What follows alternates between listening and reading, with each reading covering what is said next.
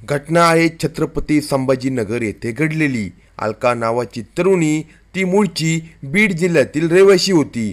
वडील शेतकरी, घरची परिस्थिती गरिबीची। शिक्षण घेतल्यानंतर वडिलांनी तिच्यासाठी चांगलं स्थळ पाहणं सुरू केलं। वडील जरी गरीब असले तरी प्रत्येकाच्या आईवडिलांना वाटत असतं की आपली मुलगी मोठ्या शहरात राहावी, आनंदात राहावी आणि त्या दृष्टीने आईवडील मुलीसाठी मुलगा शोधण्याचा प्रयत्न करत असतात। त्याचप्रमाणे अलकासाठी छत्रपती संभाजीनगर येथे राहणारा पवन मुटेकर या तरुणाचे स्थळ अलकाचे वडील प्रभाकर यांनी शोधलं। पवन हा संभाजीनगर येथे राहत होता। कंपनीत परमनंट नोकरी होती आणि 5 एकर शेती होती, म्हणून अलकाचे वडील यांना पवन हा पसंत पडला। पवन पसंत पडल्यानंतर तो एक दिवस अलका हिला पाहण्यासाठी बीड या ठिकाणी आला। आता जावई येणार म्हटल्यावर अलकाच्या वडिलांनी पवन याची बरदास्त चांगल्या प्रकारे केली। अलका ही दिसायला सुंदर होती, शिक्षण घेतलेली होती, त्यामुळे ती भविष्यात नोकरी करू शकते असं काही त्यांना वाटत होतं। काही वेळानंतर पवन याच्या समोर अलका ही चहा घेऊन आली। चहा घेऊन आल्यानंतर पवन याने तिला पाहिलं आणि पवन याला अलकाचा फोटो पाहून ती पसंत पडली होती। पण प्रत्यक्षात पाहण्यात काही बदल आहे का हे पाहण्यासाठी पवन हा बीडमध्ये आला होता। नवीन संसाराला सुरुवात होणार होती। अलका आणि पवन यांचं नवीन नातं जुळून येणार होतं। पवन याने संभाजीनगरला जाताना सर्वांचे दर्शन घेतले। संध्याकाळच्या सुमारास तो संभाजीनगरला पोहोचला। दुसऱ्या दिवशी अलकाच्या घरी फोन आला की अलका ही त्याला पसंत पडली आहे। अलका ही मोठ्या शहरात जाणार म्हणून अलकाच्या घरच्यांना आनंद झाला होता। आता त्यानुसार लग्नाची तयारी देखील सुरू करण्यात आली। साखरपुड्याचा कार्यक्रम हा देखील लग्नातच उरकण्याचा निर्णय घेण्यात आला होता। अलकाच्या घरची परिस्थिती गरिबीची असली तरी तिच्या वडिलांनी अलकाचे थाटात लग्न करण्याचा निर्णय घेतला होता। त्यानुसार लग्नाची तारीख ठरली। लग्न अगदी जवळ येऊ लागलं तसा आनंद पवन आणि अलकाच्या चेहऱ्यावर दिसत होता। पवन हा देखील खूप आनंदात होता। अलका आणि पवन हे दोघे एकमेकांना मोबाईलवर बोलू लागले होते। सर्व काही सुरळीत चालू होतं। लग्नाची तारीख देखील ठरवण्यात आली होती आणि अलका पवन यांच्या घरी पाहुणे मंडळी जमायला सुरुवात झाली होती। 2 दिवसावर आलेले लग्न, त्याची तयारी पाहण्यात दोन्ही घरची मंडळी धावाधाव करत होते आणि अखेर लग्नाचा दिवस उजडला। अलकाच्या माहेरची परिस्थिती गरीब असली तरी मनाने मोठे असलेले अलकाचे वडील, गावातील लोकांशी त्यांचा चांगला जनसंपर्क होता। त्यामुळे गावातील अनेक लोकांनी अलकाच्या वडिलांना वेगवेगळ्या स्वरूपात मदत केली। परिस्थितीने गरीब असलेले अलकाचे वडील मनाने मात्र मोठे होते, त्यामुळे लग्न अतिशय थाटामाटात पार पडले। संध्याकाळच्या सुमारास अलका ही सासरी निघाली। सर्वांनी अलकाचा निरोप घेतला आणि आनंदात संसार कर असे आशीर्वाद दिले। पण पुढे कोणत्या दिशेने संसार होणार हे कोणालाच माहीत नव्हते। आता खऱ्या अर्थाने अलका आणि पवन यांच्या संसाराला आरंभ झाला होता। लग्न होऊन 1 महिन्यांचा कालावधी निघून गेला। पवन आणि अलका दोघेही जवळ यायचे, प्रेमाने बोलायचे, पण पवन याच्या मनात काहीतरी चालू असल्याचं अलकाच्या लक्षात येऊ लागलं होतं। लग्नापूर्वी ज्या पद्धतीने पवन आनंदाने वागत होता, तो आनंद त्याच्या चेहऱ्यावर आता स्पष्ट दिसत नव्हता। दोघांच्या लग्नाचा कालावधी पुढे सरकत होता, त्या पद्धतीने अलकाला पवन याच्या वागण्यात विचित्रपणा वाटू लागला होता। पवन हा कामावरून आल्यानंतर जेव्हा रात्री अलकाबरोबर झोपायचा, त्यावेळी त्याचा विचित्रपणा अलकाच्या अंगलट यायचा। कारण लग्न झाल्यानंतर सुरुवातीचे काही दिवस पवन शांत होता, पण आता त्याने दारू पिऊन घरी येणे सुरू केलं होतं। त्यामुळे रात्री ज्या पद्धतीने तो बायकोला हैराण करायचा आणि विचित्र मागणी करायचा, त्यामुळे ती बिचारी परेशान होऊन जायची।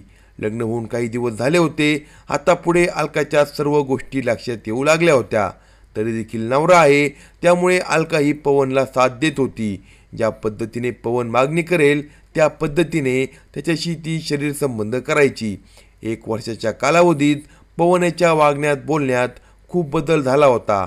त्यामुळे अलकाला वाटलं होतं की नवऱ्याला आपण आनंदात ठेवतो, तो मागेल तो देण्याचा आपण प्रयत्नही करतो, तरी देखील तो आपल्याला नेहमीच टॉर्चर करून दुःख देण्याचा प्रयत्न करतो। याच्या पाठीमागे काहीतरी कारस्थान असणार।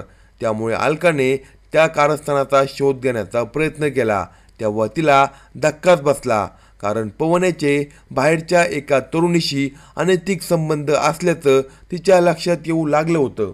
याविषयी पवन याच्याशी जेव्हा अलका बोलली तेव्हा पवन याने तिला मारहाण करण्यास सुरुवात केली. मी बाहेर काय करतो यापेक्षा तू तुझ्या कामात लक्ष दे अशी दमदाटी तो करू लागला. काही दिवसातच अलका ही डिलिव्हरीसाठी माहेरी निघून गेली. परंतु जेव्हा पवन याला संपर्क करायची तेव्हा तो काहीच उत्तर देत नव्हता. त्यामुळे अलकाच्या मनातील संशय दिवसेंदिवस वाढू लागला होता. अलकाच्या पोटाला काही दिवसातच मुलगी जन्माला आली. आता तरी पवन बाहेरच्या संबंधापासून दूर राहील असं तिला वाटत होतं, परंतु पवन याच्यात काहीच बदल झाला नाही. अलकाला वाटत होतं की घरी मी असताना बाहेरचे संबंध कशासाठी. त्यामुळे दोघांमध्ये वारंवार भांडणे होऊ लागले आणि अलकाने पवन याच्याशी शेवट असं सांगितलं की तुम्ही जर बाहेरचे संबंध तोडत नसताल तर मी माहेरी निघून जाते. असे म्हणून सुद्धा पवन याच्यावर काहीच फरक पडला नाही. त्यामुळे अलकाही माहेरी निघून गेली. माहेरी आल्यानंतर आईवडिलांच्याही सर्व गोष्टी कानावर घालण्यात आल्या, पण आईवडिलांनी काही दिवसात सर्व सुरळीत होईल असे सांगितले. त्यानंतर काही दिवसांचा कालावधी निघून गेला आणि पवन हा अलकाला भेटण्यासाठी आला. यापुढे मी सर्व बाहेरचे काही बंद करतो, पण तू माझ्याबरोबर चल असं त्याने सांगितले. त्यानुसार दोन्ही घरच्या लोकांना एकत्र बसवण्यात आलं. बैठक घेण्यात आली आणि गावातील लोकांसमोर दोघांचा निपटारा करण्यात आला. त्यानंतर अलकाही सासरी पोहोचली. आता अलका पुन्हा नव्याने संसाराला जोडली गेली होती. पवन हा सुरुवातीचे 3-4 दिवस चांगले वागला, पण पुन्हा तो बाहेर जी तरुणी होती तिच्या संपर्कात आला. अलका मात्र आता हैराण झाली होती. पवन याला बोलले तरी त्याच्यावर काहीच परिणाम होत नाही. जेव्हा अलका ही पवन याला बोलायची त्यावेळी पवन हा दारू पिऊन घरी यायचा आणि अलकाला बेदम मारहाण करायचा. त्यामुळे अलकाने ही गोष्ट पुन्हा माहेरी सांगण्याचा प्रयत्न केला. मला या ठिकाणी आता राहणे शक्य होत नाही. माझ्या नवऱ्याचे आणि त्या तरुणीचे संबंध मी माझ्या डोळ्याने पाहिले आहेत. मला सासरी राहायचे नाही असे जेव्हा अलका आईवडिलांना सांगत होती त्यावेळी आईवडिलांनी आम्ही काही दिवसातच तुला माहेरी घेऊन येऊ असं सांगितलं. काही दिवस असेच निघून गेले आणि अलकाच्या पोटात पुन्हा बाळ वाढू लागले. दुसरे बाळ घरात येऊ लागले होते, तरीसुद्धा पवन याच्या वागण्यात बदल झाला नव्हता. दारू पिऊन घरी यायचा आणि अलकाला बेदम मारहाण करायचा. आणि जे काही चालू आहे याविषयी कोणाला काही सांगू नको. आत्तापर्यंत जेवढं झालं तेवढं पुरेसं आहे.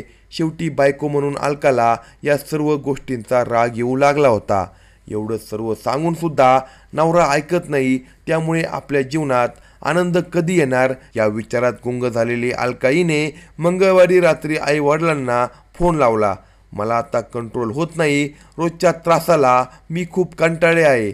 तुम्ही लवकर या आणि मला घेऊन जा असं जेव्हा अलका आईवडिलांना सांगत होती त्यावेळेस वडील म्हणाले मी उद्या येतो आणि तुला घेऊन जातो.